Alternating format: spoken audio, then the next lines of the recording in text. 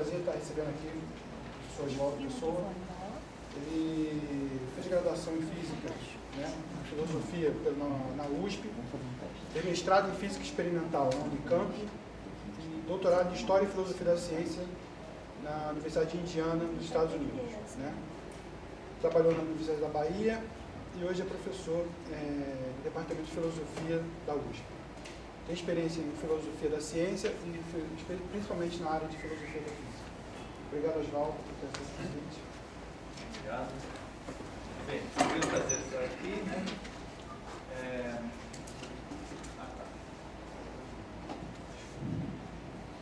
Muito bem. Está funcionando? Bem, então é um grande prazer estar aqui, uma grande honra. Eu estive aqui faz alguns anos, né?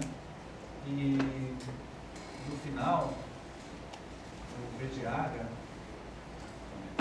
começou a fazer umas perguntas do tipo, mas como é que um filósofo define ou caracteriza a observação científica? E, então, eu acabei escrevendo um artigo sobre isso e isso acabou me levando a entrar dentro do cérebro, vamos dizer assim. Então, eu vou falar um pouquinho sobre essa história, né? Foi estimulada aqui por uma provocação aí do Bediaga. Bem, deixa eu começar com esse slide aqui, né? E perguntar para vocês, né? Bem, o que vocês estão vendo?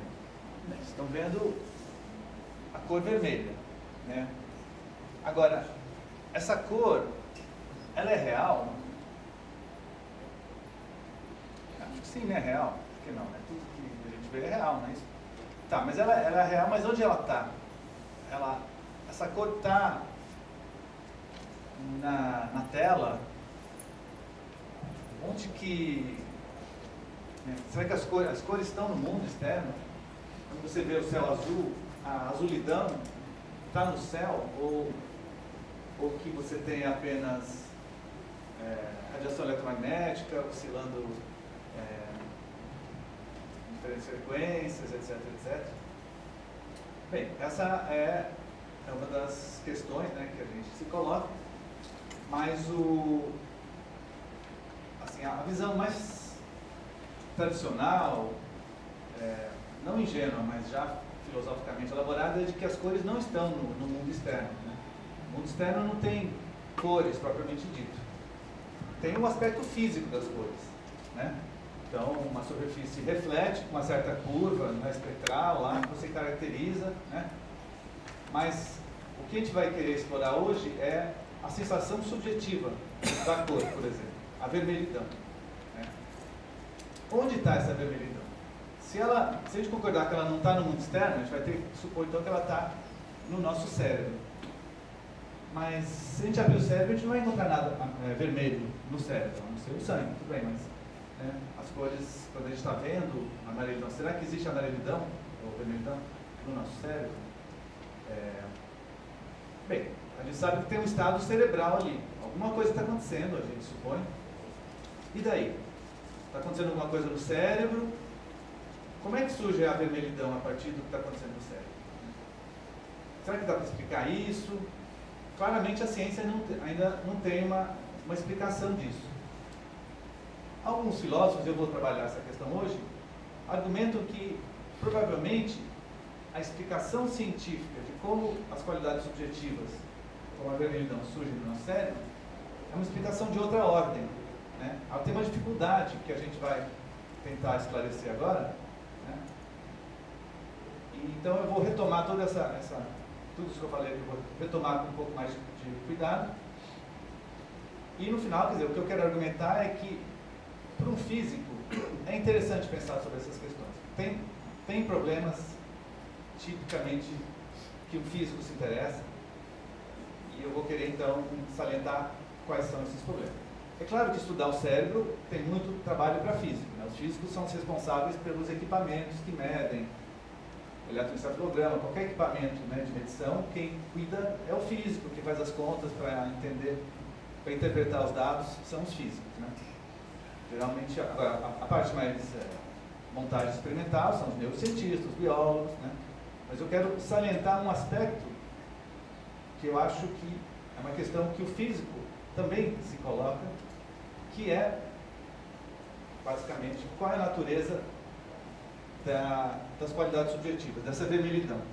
Você está vendo uma vermelhidão agora. Essa vermelhidão é real?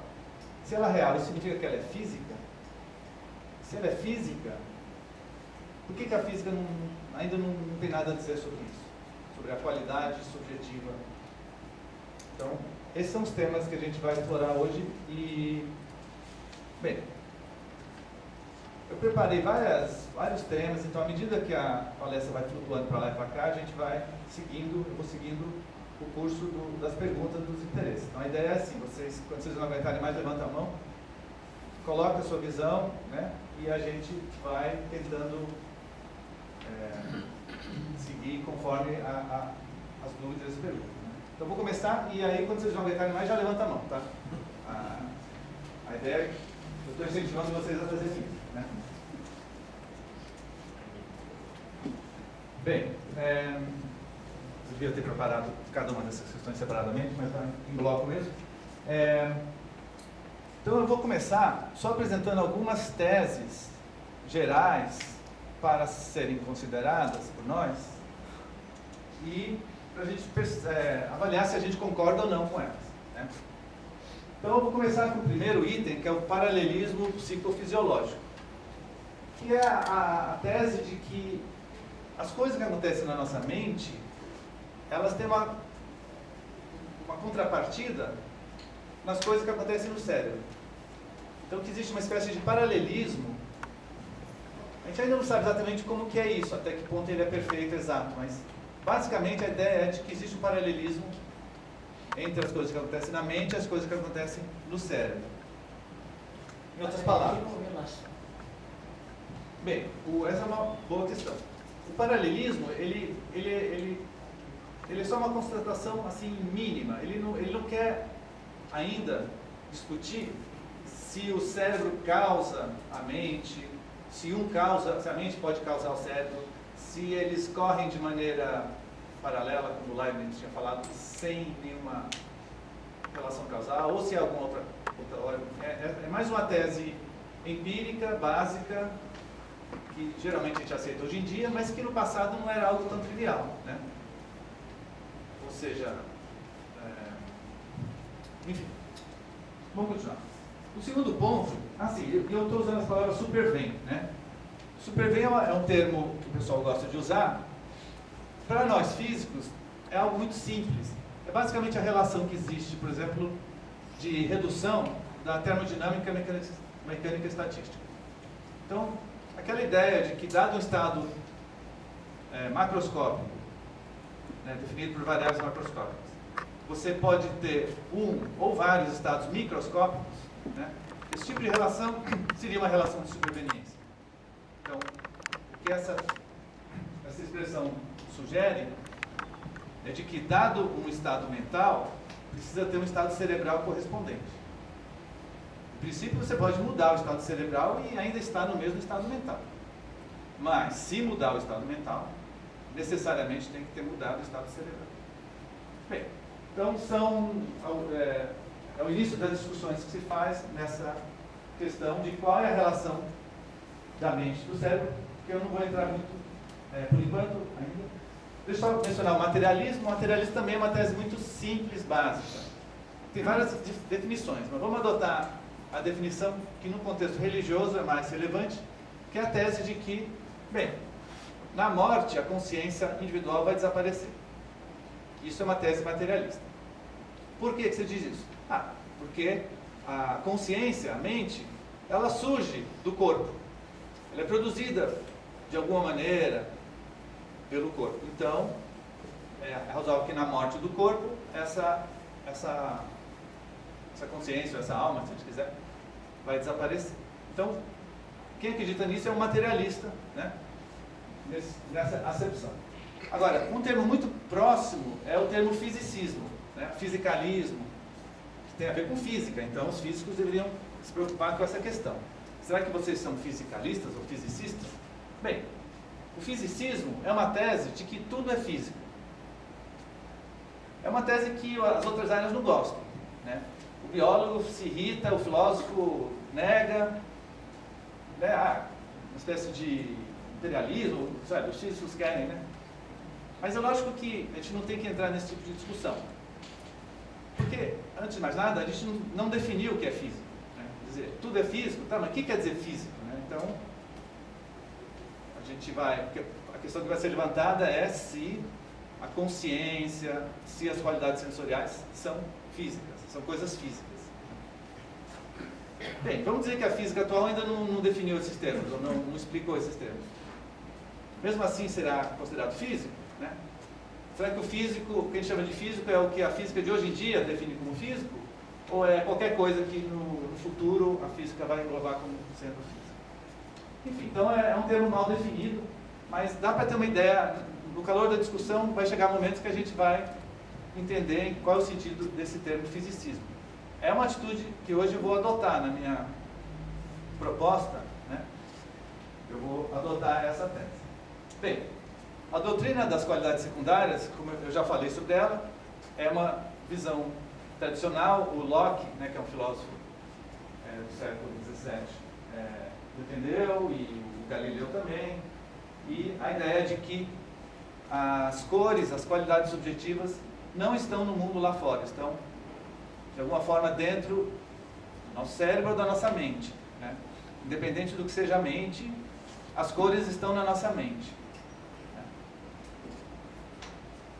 Vamos mais falar sobre isso. E, por fim, agora sim, uma tese bastante forte, vamos dizer, que tem a ver com a questão que foi levantada no começo. Qual é a relação do cérebro e da mente? Será que o cérebro causa a mente? Mas a relação de causa é uma relação no tempo. Em geral, a causa vem antes do efeito.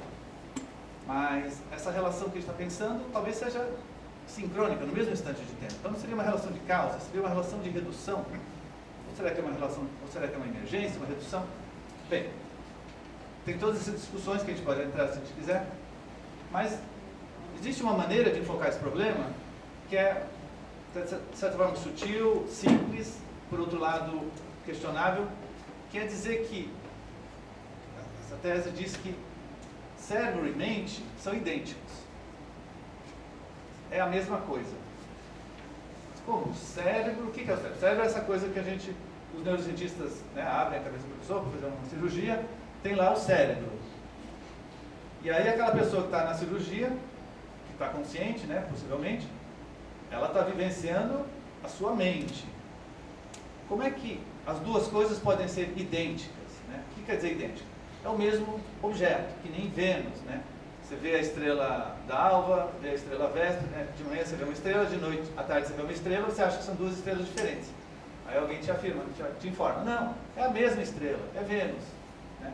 Então essas duas aparições correspondem a uma única entidade. A tese da teoria da identidade mente-cérebro é mais ou menos isso, de que mente e cérebro se referem à mesma coisa.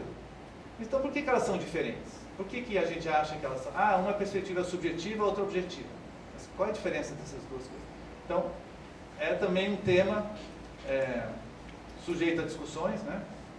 Esclarecimentos.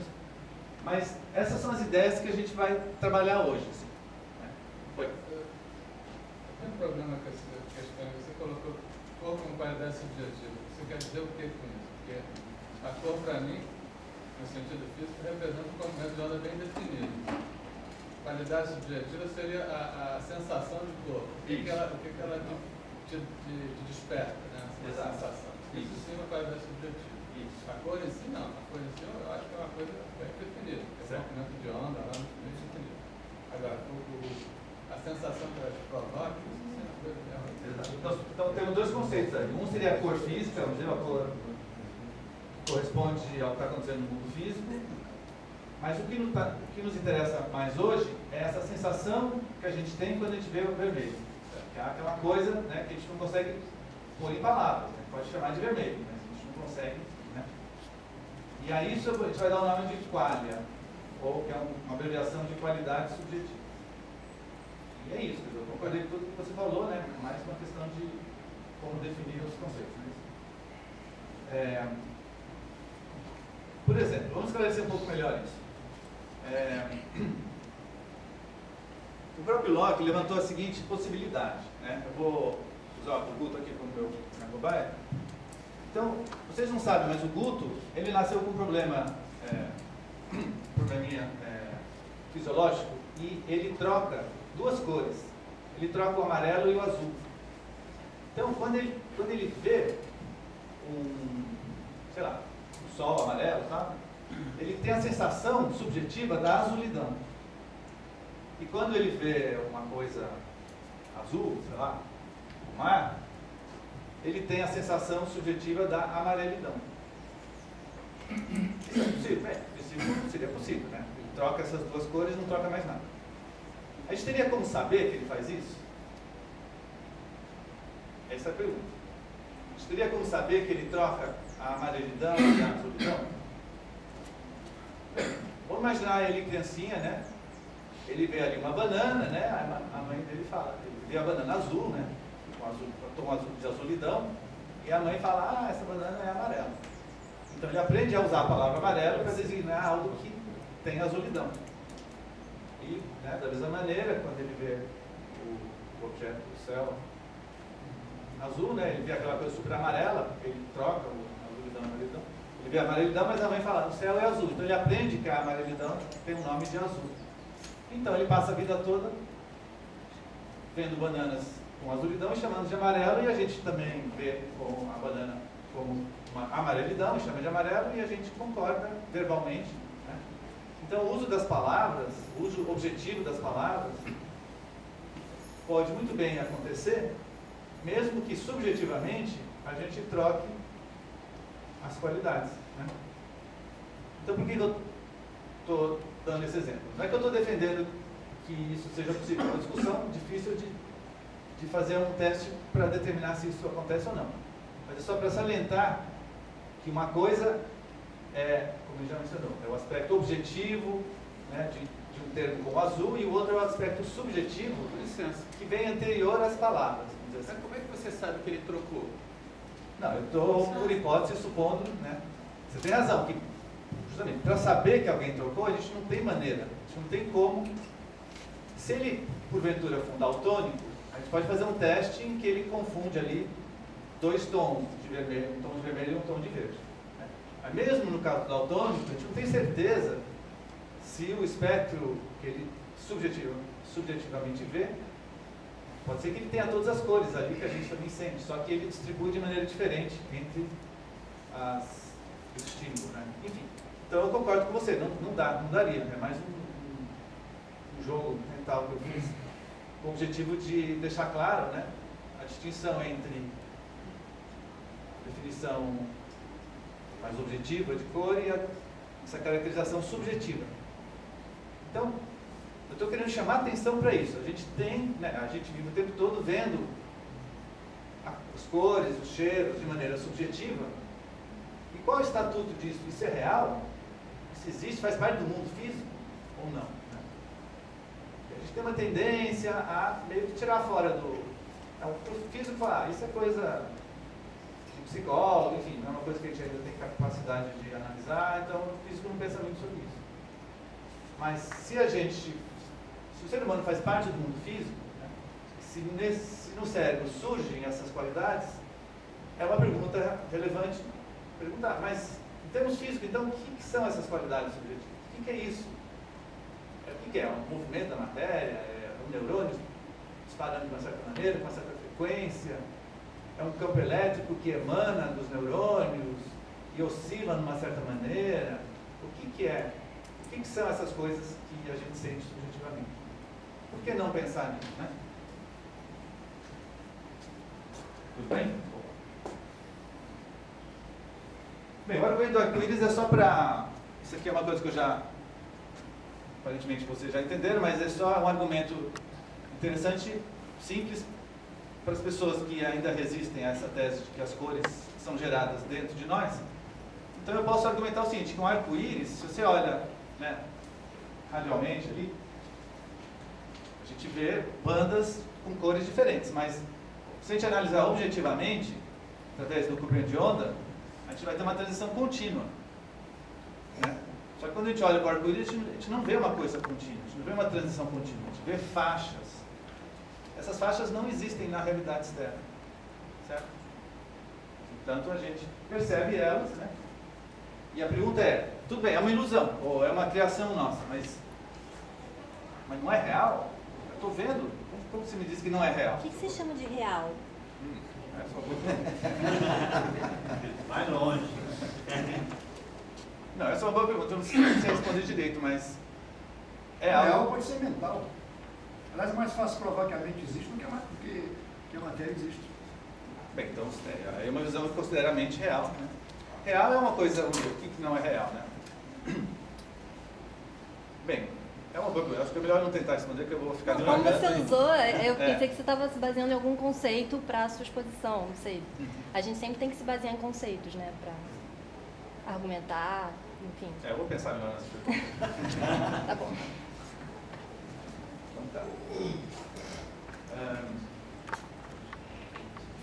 Bem, então, na verdade, o que eu quero, assim, enfim, é uma coisa que eu estou meio que explorando, propondo para os filósofos. Os filósofos tendem a achar isso meio exagerado, mas a ideia é defender que uma qualidade subjetiva que nem a vermelhidão, ela é idêntica a um estado cerebral. Ou seja, alguma coisa acontece em alguma parte do meu cérebro quando eu estou vendo a vermelhidão. E aplicando essa tese, a gente seria levado à afirmação de que aquela qualidade subjetiva da vermelhidão é idêntica, é a mesma coisa que certa região do cérebro num certo estado físico real.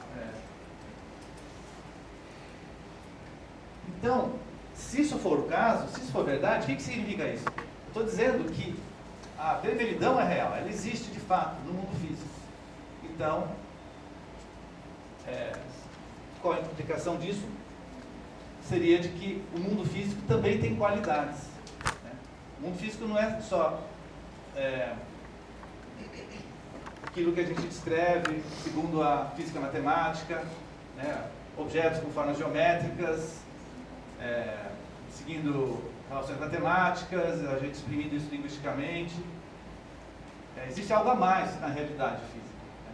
Que são o que eu estou chamando de qualidades, agora qualidades reais do mundo físico. Foi. Só um detalhe, qual a sua definição de realidade? De novo. A mesma pergunta da... Não é mesmo não. Uma coisa é real, outra coisa é realidade, né? Eu acho, imagino. Qual é a minha definição de realidade?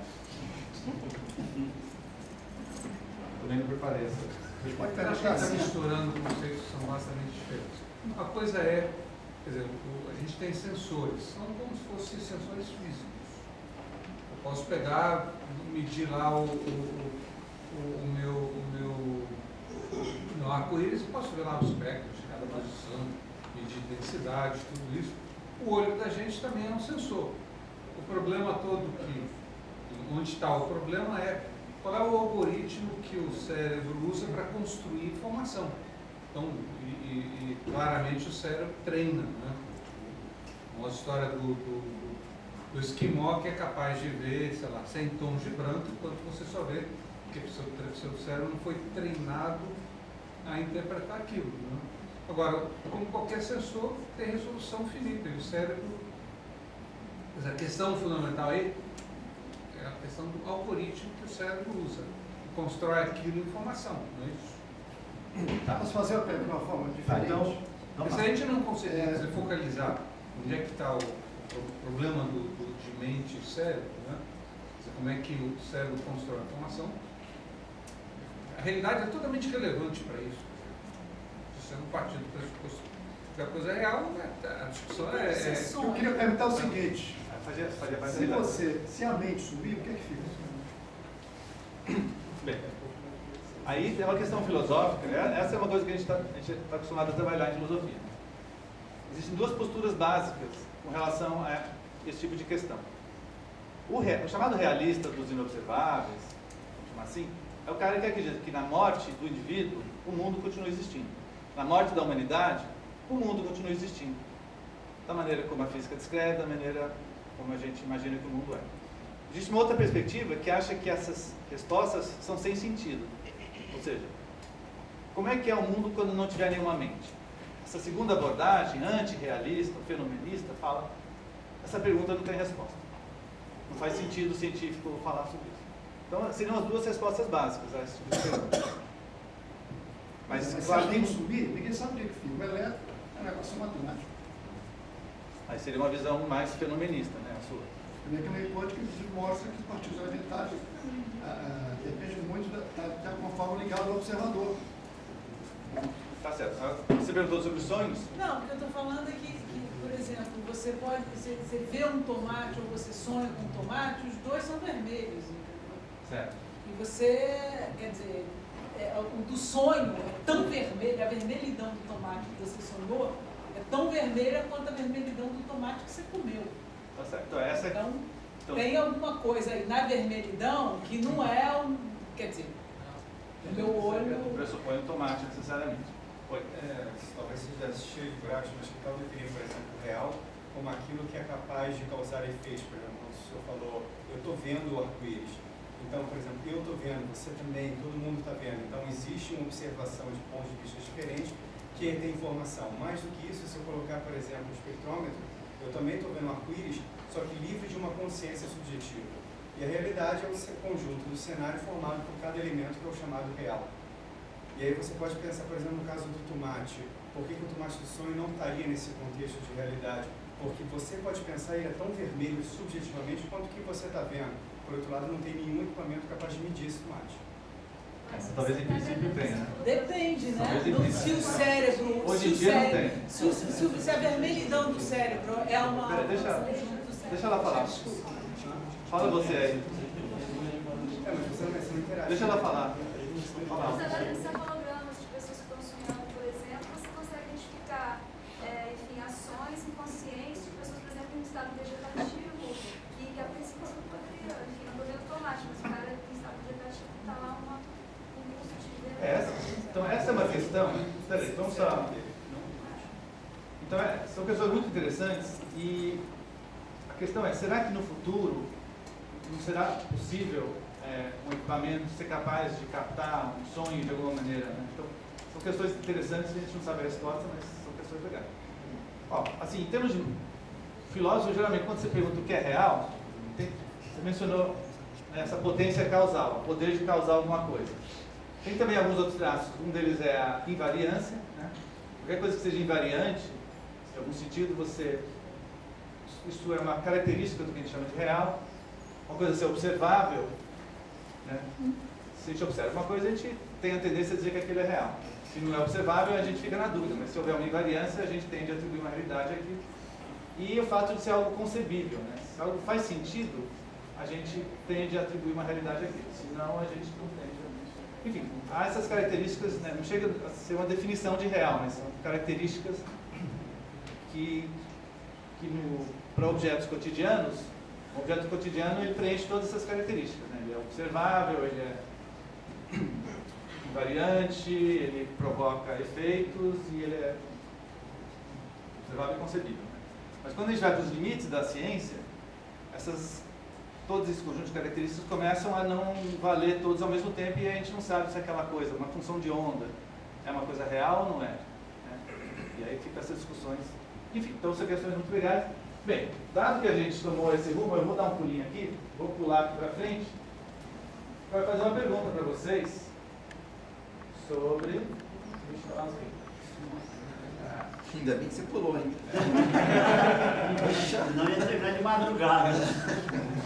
Eu preparei um montão de coisa e à medida que... Então deixa eu colocar essa questão aqui para vocês, né? Novamente eu vou usar o Guto como cobaia aqui. Então, a questão é a seguinte. O Guto, vamos aceitar a tese de que ele tem consciência, tá? Que ele tem essa vivência subjetiva, que é difícil de definir, mas que a gente entende. Aí eu vou fazer o seguinte, a gente vai fazer uma operação nele e a gente vai começar a substituir cada um dos neurônios do cérebro dele, cada uma das células gliais. Cada um dos dois? Oi? Cada um dos dois neurônios. Isso. Então a gente vai pegar o primeiro neurônio. que substituição vai ser essa? A gente vai pegar o neurônio e vai colocar um chip que tem o mesmo formato físico e que tem as mesmas respostas que a gente conhece hoje que o neurônio tem. Então a gente sabe que se o neurônio tiver chegar ali um impulso elétrico ali, ele, né, reproduz esse impulso e manda lá para a sinapse e tal. Então a gente faz com que aquele neurônio artificial tenha um comportamento semelhante. Se tiver uma substância química, ele reage, também a gente faz com que seja semelhante. Mas ele não tem DNA, ele reproduz só as funções, né? Ele pode crescer uma perninha nova, faz essas coisas, durante uma hora a gente faz, mas ele é artificial, tá? Então a gente substitui o primeiro neurônio, substitui o segundo, e vai fazendo isso, né, um por um. E a pergunta é, o que acontece com o Guto enquanto a gente está fazendo isso? É a pergunta que o Searle fez, outros já fizeram também antes. Será que ele aos poucos vai perdendo a consciência? Será que ele mantém a sua consciência? Basicamente seriam essas duas alternativas. E o que vocês acham? Vamos fazer uma espécie de votação. Então, a gente vai substituir todos os neurônios do cérebro dele e as células gliais por componentes artificiais. Então, é esperado que ele vai reagir de uma maneira mais ou menos semelhante à que ele age. Pelo menos ele vai, sei lá, se eu soltar uma buzina, ele vai pular. Isso a gente espera que aconteça. Né?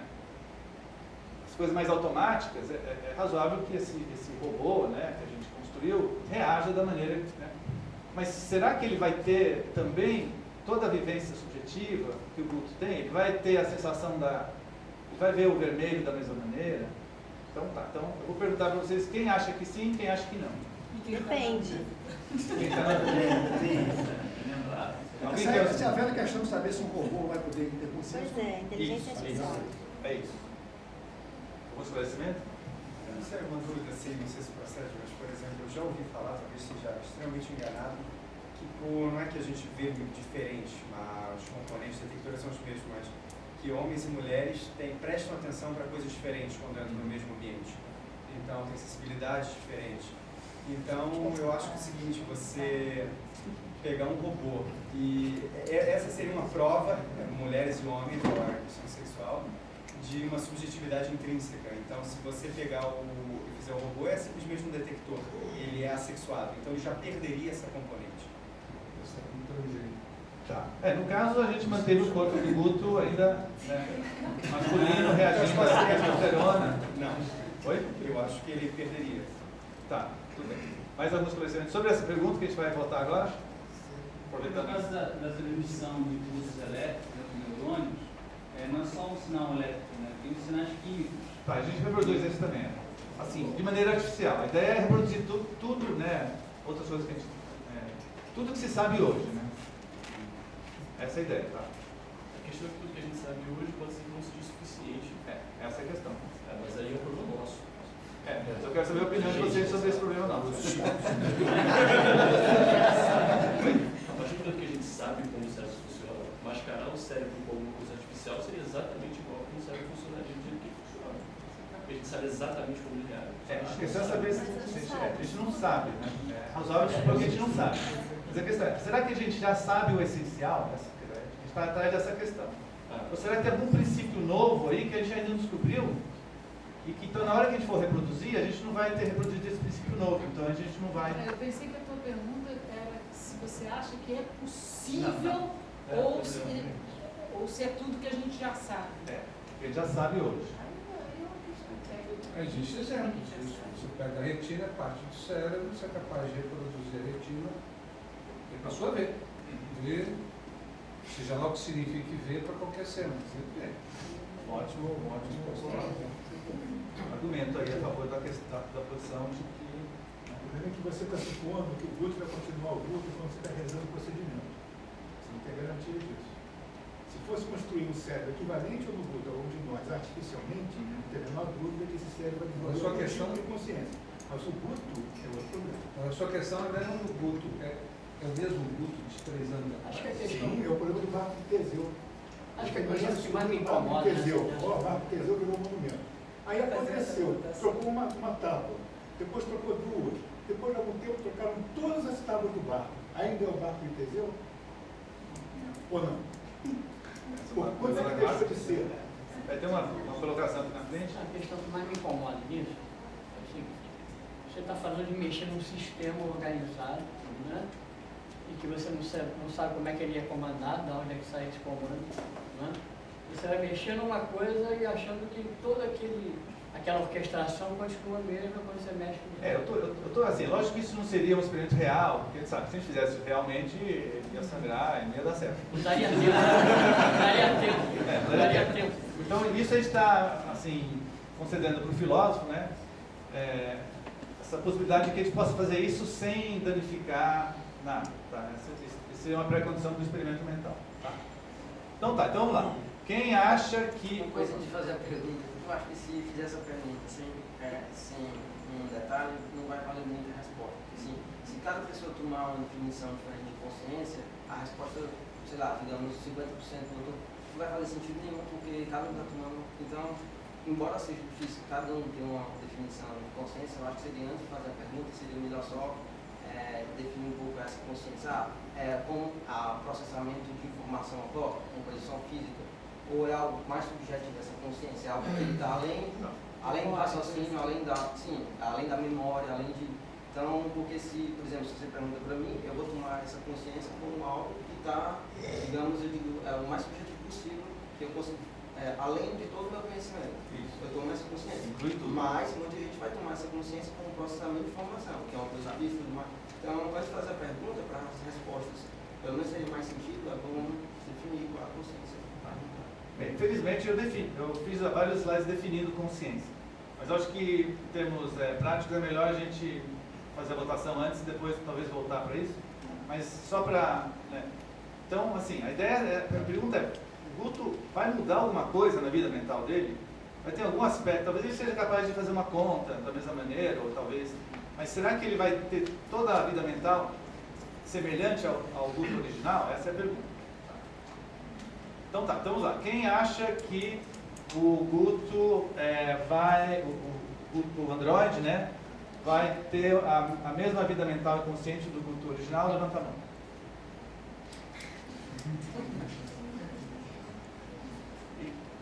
Okay. E quem acha que não, que vai ter diferenças, levanta a mão. Tá. Só contar um, 2, 3. Mais ou menos 20 a 5. Tá, beleza. Bem, os 5 que responderam. Tem as abstenções e as dúvidas. Bem, agora só esclarecer para que serve o experimento mental. Tá? Você não é o mesmo 5 segundos atrás? Não, sim. Então a pergunta não sequer faz sentido.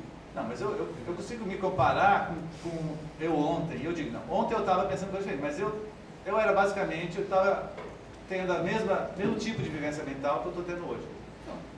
Então eu queria saber se o Guto... Nos últimos 5 segundos você mudou. Não, eu sei.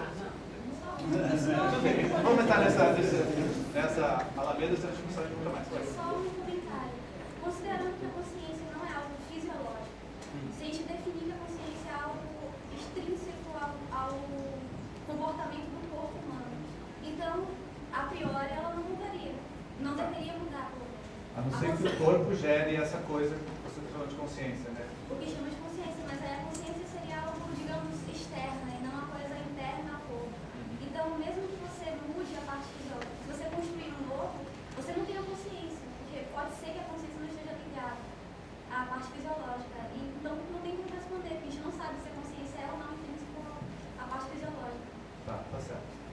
É claro que eu estou querendo saber a visão de cada um. Quer dizer, se a pessoa é um materialista e acha que a consciência está ligada ao cérebro, então ele vai, na sua resposta, ele já vai incorporar essa visão. Você está sugerindo uma visão talvez espiritualista, né?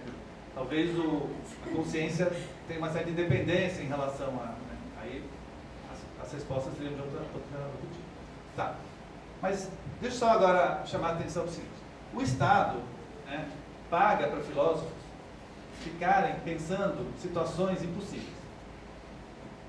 E que são experimentos mentais. E, obviamente, você pensar um experimento impossível, ou que ainda não pode ser realizado, você não tem condições de saber o que vai acontecer. Mesmo assim, o filósofo faz isso e ganha dinheiro para fazer isso. Né? Então, qual é a justificativa? A justificativa é que, apesar de a gente não saber o que aconteceria com o Guto, né, na real, a gente consegue definir conceitos. Então, os experimentos mentais para os filósofos são usados para definir os conceitos, né? Então, nesse caso, a gente definiu o funcionalismo, ou funcionalismo de máquina, que é a tese de que, em princípio, um robô, um androide, basta ele ter o cérebro organizado da mesma maneira que o nosso cérebro, isso é suficiente para que ele tenha toda a vida consciente mental que a gente tem. Então, é a ideia de que a organização é suficiente e que as partes individuais não são relevantes, né? E aí o termo que é dado a isso é funcionalismo. Por quê? Por exemplo, como é que você define um carburador? O carburador se define pela função dele, né? Se ele misturar ar e gasolina na sua combustão, ele é um carburador. Ele pode ser feito de madeira, de ferro, do que for. Se ele fizer essa função, é carburador. Então, é uma definição funcional, né? Não importa a materialidade dele. Será que todos os aspectos da vida mental podem ser definidos de maneira funcional? Talvez a inteligência, algum aspecto assim, né? Jogar xadrez. Talvez jogar xadrez, a gente possa dizer que o Deep Blue lá joga xadrez. Quer dizer, ele tem uma inteligência para jogar xadrez, porque você coloca um tabuleiro de xadrez e ele joga, digamos assim. Mas será que todos os aspectos, todos, da vida mental, podem ser definidos de maneira funcional?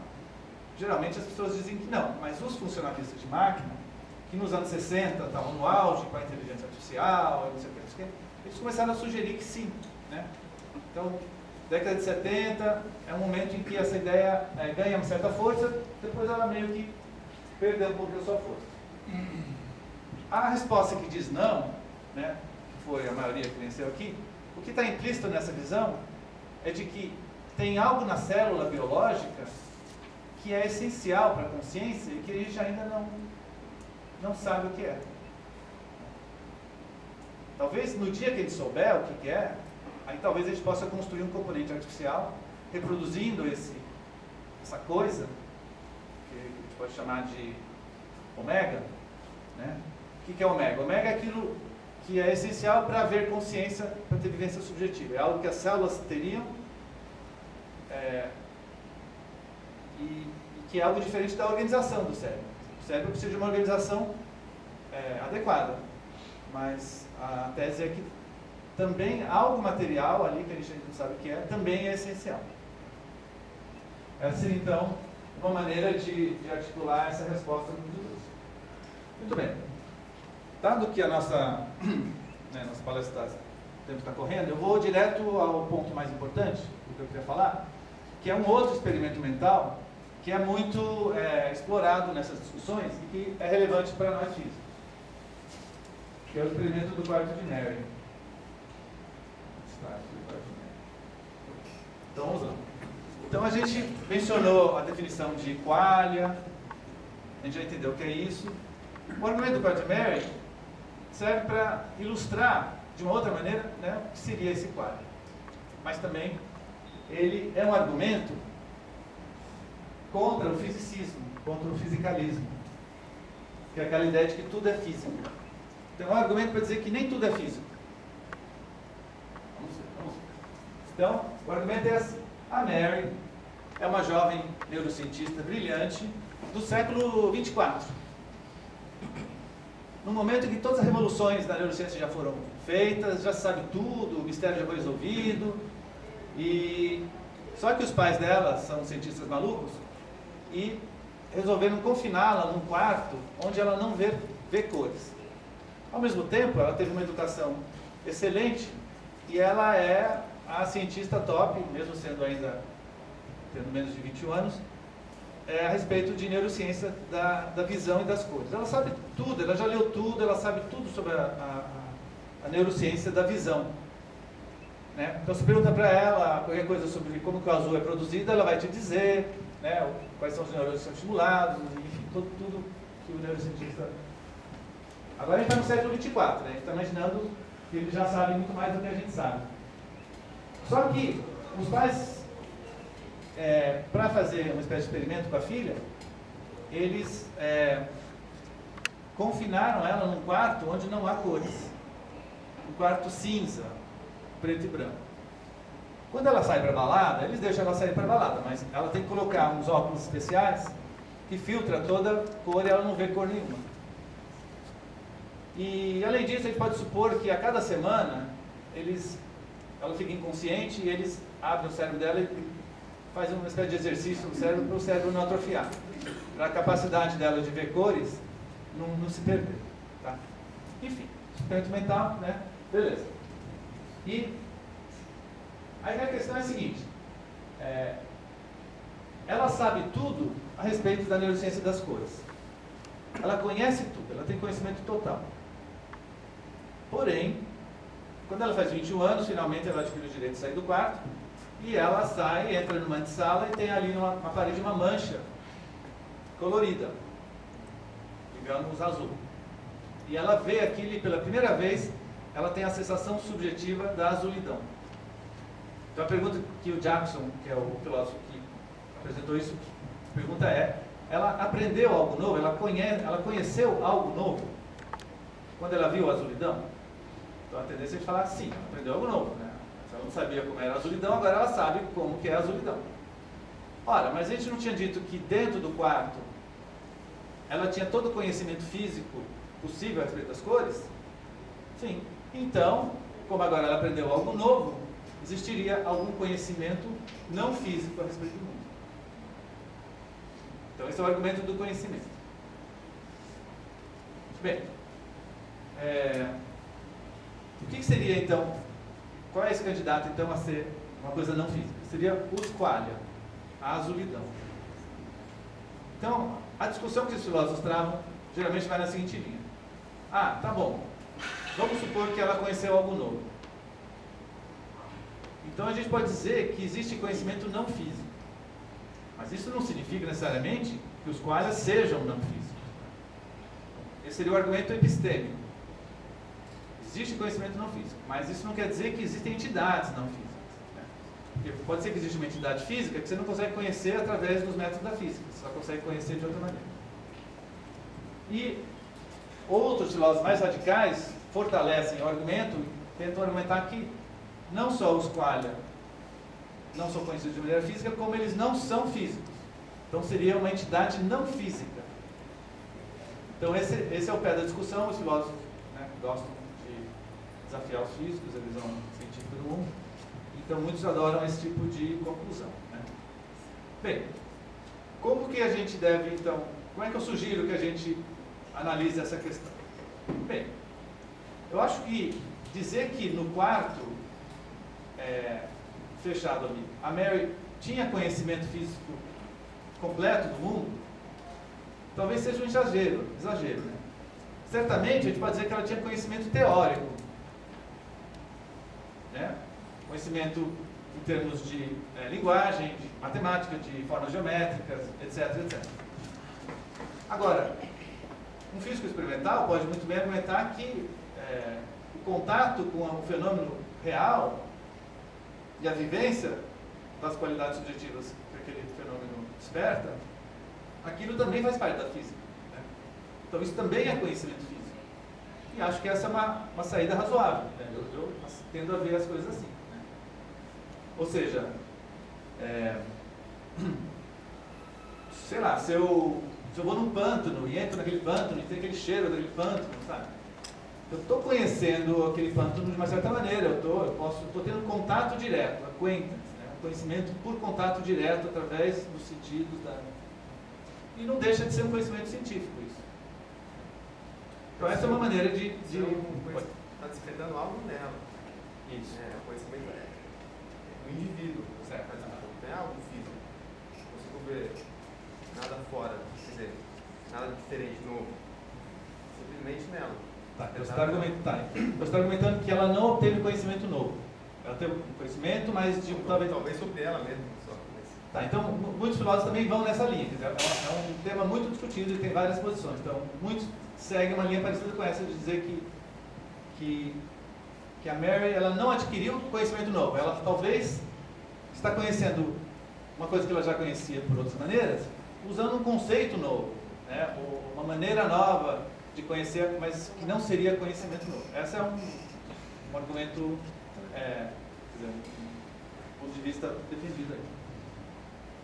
Bem, mas de novo, aí tem um problema de como é que o cérebro interpreta. Eu vou ali num poste e olho o poste ali, vejo um cheirinho desse. Meu cachorro vai lá e ele olha, examina e ele vê uma coisa completamente diferente. Quer dizer, o cérebro e os sensores, que é relevante, como é que se reconstrói como é que o cérebro interpreta. Eu leio um livro, vejo uma figura em preto e branco, mas eu vejo, que eu vejo as coisas. O cérebro automaticamente, quer dizer, em função da experiência passada, vai construir aquilo. O seu experimento da Mary, ela sai, aí você bota duas árvores, uma onde as folhas são verdes e outras folhas são vermelhas. Aí pergunta para ela, qual é que é o real? Aí você pode dizer, bom, tem conhecimento ou não? Como é que ela percebe, como é que ela reconserva e reconstrói? Essa questão, não é o conhecimento da gente é função do histórico da gente. Eu não consigo ver muita sutileza em branco. Um cara que é acostumado, os sensores dele são focalizados naquilo, é capaz de interpretar diferente do que eu interpreto. Ele tem mais conhecimento do que eu, nossa realidade tem. O que significa isso? Tá, deixa eu só olhar mais um. Como é que você interpreta, como é que você interpreta a realidade da alucinação, que é uma projeção do cérebro no exterior, sem os órgãos sensoriais participarem dessa projeção? Essa é uma pergunta difícil. Essa eu já trabalhei, mas eu não vou responder agora. Por quê? Porque deixa eu só arrematar então a discussão. Então, enfim, qual é o ponto dessa discussão sobre o quarto direito? Bem, é razoável a gente considerar que uma das tarefas futuras da neurociência seja mapear, assim, quando uma pessoa está sentindo a azulidão, qual é o estado cerebral dela? Toda vez que eu vejo a azulidão, quais são os estados cerebrais que eu estou? O que eles têm em comum? Né? E qual então é o correlato neural, fisiológico, da sensação de azulidão? Mapa. Uma espécie de mapa, né? Quer dizer, parece razoável que a ciência, a neurociência, queira ir nessa direção. Né? Pô, vamos finalmente tentar entender o que em termos materiais, está acontecendo para que a pessoa tenha a sensação da azulidão. Agora ela tem a sensação da vermelhidão. O que mudou aqui no cérebro dela? Nós queremos saber o que mudou. Nós imaginamos que a ciência da neurociência no futuro faça uma espécie de lei, são leis psicofisiológicas que ligam a fisiologia às sensações subjetivas psicológicas. Às vezes chamadas leis de ponte, né? Faz uma ponte entre uma coisa e outra. Legal, então eu acho que isso parece razoável. Agora, vamos supor que a gente consiga chegar nesse estágio. Como é que vai se dar a explicação? Qual é a explicação? Como é que você explica que a pessoa vê a azulidão? Bem, se a Mary estivesse no seu quarto e quisesse fazer esse tipo de derivação, como é que seria isso? Ela não ia poder partir de um montão de equações e modelos e derivar a azulidão em si. Né? A azulidão é uma qualidade. E quando você está ali fazendo as contas, você está descrevendo de quantidades através de uma linguagem. Não vai sair daquela conta a azulidão. Né? Então, a relação entre a descrição física e a azulidão vai ter uma espécie de lacuna, quer dizer, é uma explicação, mas que chega até certo ponto, aí você tem que apelar, por exemplo, para a lei psicofisiológica. Você não pode fazer assim, não. Eu derivei até o estado cerebral que o fulano mostrou que corresponde à azulidão. Então, você consegue fazer uma dedução até o estado cerebral que você descreve fisicamente. Mas a passagem do estado cerebral para a azulidão não é algo que você vai fazer em termos dedutivos. Né? Então, isso indica que esse tipo de explicação ele é de uma natureza um pouco diferente do que, por exemplo, quando se deduz qual é a energia que sai do Sol. Qual é a energia que sai do Sol? Você vai lá o modelo, calcula, chega no número, é essa energia que sai do Sol. É uma descrição que fica no nível do quantitativo, do linguístico, do matemático. Quando a gente está discutindo como surgem as qualidades, a gente vai ter que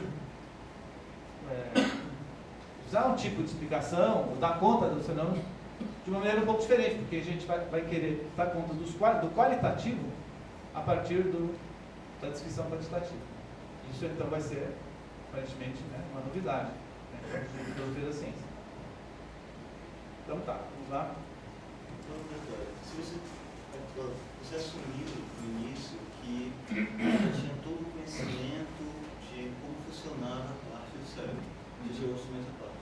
Ela poderia simplesmente, então, pegar algum equipamento e estimular o cérebro dela e ela teria essa resolvida. Se ela sabe tudo, se ela sabe tudo, é só ela estimular o cérebro. Poderia, a gente não deixa então, ela fazer isso. ela teria a mesma sensação de agudidão, digamos assim, que ao ver o azul. Ela já conhece todos os equações. Não, ela seria capaz de... Ela não precisaria nem estimular, quer dizer, como é que podia ser? Enfim, Pelo menos estimular é estimular sem ela ter que ver o azul. Aí você pega um experimento, ela tem equipamento para isso, enfia alguma coisa no cérebro dela, ela vê azul. Não, sim, é que no experimento a gente não deixa isso, a gente não deixa ela manipular o próprio cérebro. Não, ela tendo conhecimento, ela poderia fazer Poderia. Então ela teria a sensação de azulidão sem ver o azul. Então ela já sabe. Se ela fizesse isso, né? A gente não deixa ela fazer isso. Mas é um experimento da retina artificial, porque pessoas que são cegas de infância, no começo ficam muito confusas, mas depois vão associando com conceitos que tem, quer dizer, a interpretação do cérebro. Tá, então Isso existe, é um fato que existe. Então vamos pensar na retina artificial, tá? Quer dizer, onde que surge as sensações subjetivas no ser humano? Um debate que atualmente existe é se a sede da consciência chama basal, que seria a consciência mais básica, mais primitiva, que a gente supõe que os animais tenham também. Certamente não é a consciência linguística, que é algo mais elaborado, que o ser humano tem, mas que possivelmente os animais não têm. A gente supõe que existe, quando você vê a azulidão e sente aquela coisa, isso não envolve linguagem, então é razoável que outros animais também tenham essa experiência. Então a pergunta é, onde que está a origem dessa consciência que eu vou chamar de basal, né, básica? E os neurocientistas discordam com relação a um ponto que é interessante. É se isso vai envolver uma sede bem localizada ou se é algo que está holisticamente distribuído no cérebro ou mesmo no corpo todo, no sistema nervoso todo. A tendência hoje em dia é ser mais holista. Falar, não, é um processo cerebral, global, é um processo emergente, não sei o quê, e emerge a consciência e não dá para você localizar, né, onde está acontecendo isso. Por outro lado, os localizacionistas, eles argumentam que, por exemplo, a parte externa do cérebro é o córtex. Qualquer parte do córtex que alguma pessoa perca em algum acidente, ela vai perder alguma função. Pode ser linguística, pode ficar cega, pode ficar amoral, né? Tem várias coisas que podem acontecer, mas ela nunca perde a consciência basal. Né? Por outro lado, existem lesões no cérebro mais primitivo, ligado ao tálamo, por exemplo, que é um pequeno cérebro no interior do cérebro maior, do encéfalo maior. Lesões nesse tálamo que, se ocorrem, a pessoa fica inconsciente. Então, por conta, é claro que isso não prova nada, mas é uma evidência que faz com que esses autores defendam que existe uma região do cérebro onde haveria esse processo físico que a gente está imaginando aqui ocorreria nessa região. Então, aqui é um resumo do que eu acabei de falar, né? A hipótese holista ou dinâmica é a mais aceita hoje em dia, e a hipótese subcortical, aqueles autores ali que estão mencionados, são alguns que defendem essa visão de que a consciência surge de um processo físico que acontece em algum lugar mais ou menos bem localizado. Agora, é claro que não é um ponto, né? É uma região, é um volume extenso. Então, qualquer que seja a teoria, a questão é a seguinte: a consciência é um processo físico que acontece, né? Seres biológicos e tal. Qual seria a região espacial, o volume espacial que está associado com essa experiência? Uma espécie, podia pensar numa espécie de comprimento de coerência, uma coisa assim. Será que é algo que envolve, sei lá, dezenas de centímetros, congregando o cérebro como um todo, inclusive a retina e tudo mais? Ou será que seria algo à ordem de centímetros ou milímetros até, algo mais bem localizado, mas claro, nunca pontual, é sempre algo provavelmente macroscópico, né? Então, na verdade, a questão é uma questão de grau, né? As pessoas que defendem a hipótese, deixa eu ver aqui, a hipótese do tálamo como sendo a sede da consciência, eles argumentam que existe um tecido que antigamente chamava-se formação reticular, mas hoje em dia o pessoal já não chama mais disso e divide em vários pedacinhos, mas é uma região onde os neurônios e as células glias, que são outras células que existem, elas estariam, eles chamam de retículo, significando um amontoado caótico, um sistema caótico de... Se você olha no cerebelo, que é outra estrutura do cérebro, a ligação dos neurônios é uma coisa assim que lembra, né, uma coisa bem geométrica, né, quadriculado, enfim, é um espaço métrico bonitinho. Já essa formação articular é um amontoado meio, né, sem ordem, vamos dizer assim. Então, a hipótese desse pessoal que eu mencionei agora é de que esse tecido teria algo essencial. O fato dele ter essa estrutura celular seria essencial para o surgimento desse fenômeno que a gente está chamando de consciência, que a gente não sabe direito do que é. Mas tudo isso são especulações, e não é de maneira nenhuma. Essa não é a posição majoritária. A posição majoritária, só para meio que encerrar essa apresentação formal, é, por exemplo, a do Linhares, né, que é um neurocientista colombiano, radicado em Nova York, e que diz que é o diálogo entre o tálamo e o córtex que gera a subjetividade. Então, essa é uma versão da hipótese holista, que é a visão majoritária hoje em dia. Bem, aí está falando que o Linhares está a ponto de encontrar a cura do câncer e do Alzheimer. Né? É bem coisa da imprensa menos crítica. Bem, eu acho que eu já toquei em vários pontos importantes. Então, só para finalizar, eu levantei várias perguntas.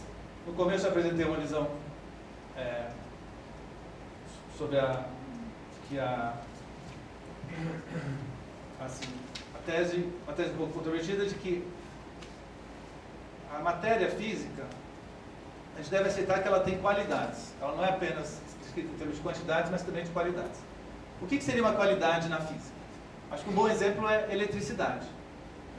Um belo dia descobre-se que existe uma coisa nova na natureza. O que é isso? É a eletricidade. Ela é diferente. Puxa, é uma qualidade nova da matéria. Sim.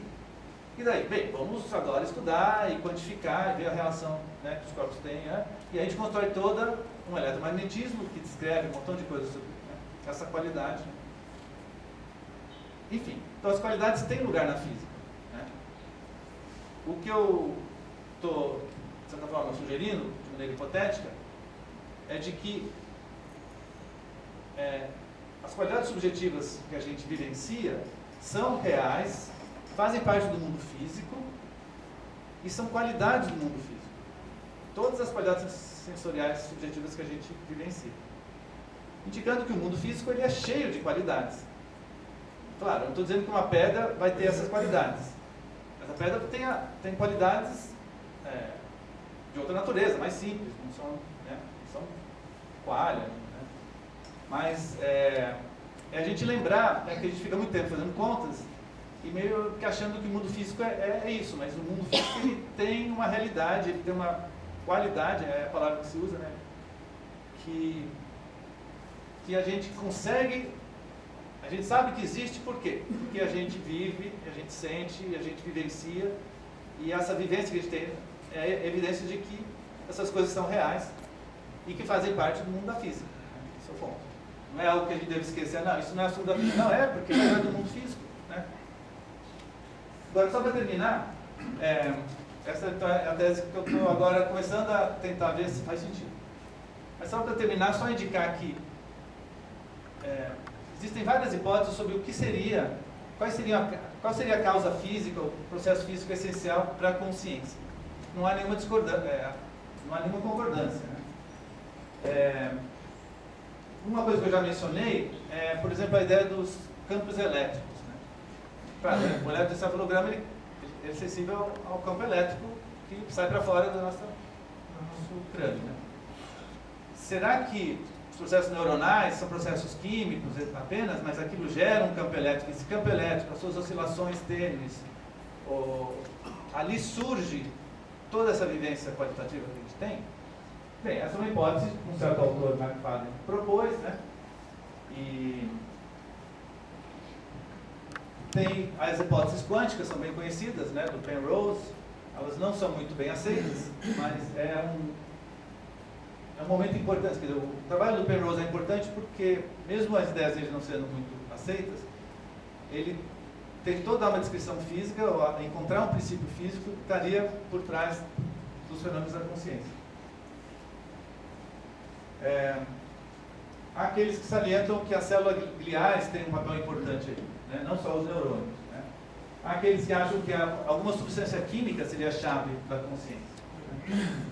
E, por fim, o que eu mencionei, talvez algum tecido, por exemplo, essa formação reticular, tenha essa capacidade aí, né? Então, só para terminar, acho que uma maneira de enfocar essa questão é a seguinte: existe um aspecto organizacional. Quando a gente fez a cópia do Guto, a gente manteve, preservou as relações dos elementos em si. Vamos chamar isso de sigma, né? De sistema. Né? E tem o processo ômega, que seria algo material. Então é algo que, ao fazer a cópia do Guto, a gente não conseguiu reproduzir. A gente não reproduziu, porque a gente fez em silício e não em célula biológica.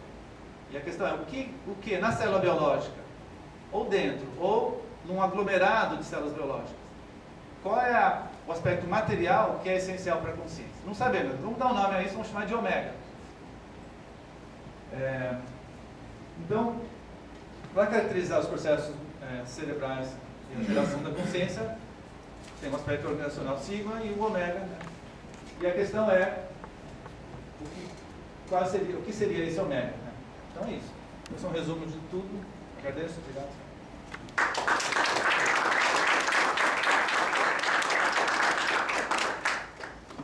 A questão aí do que você falou, eu acho que não é nem o problema de ser silício ou carbono, você faz um clone do sujeito, não é a mesma pessoa. Então não adianta você dizer que eu pego o cérebro dele, faço um cérebro idêntico, um material biológico, e vai ser a mesma pessoa.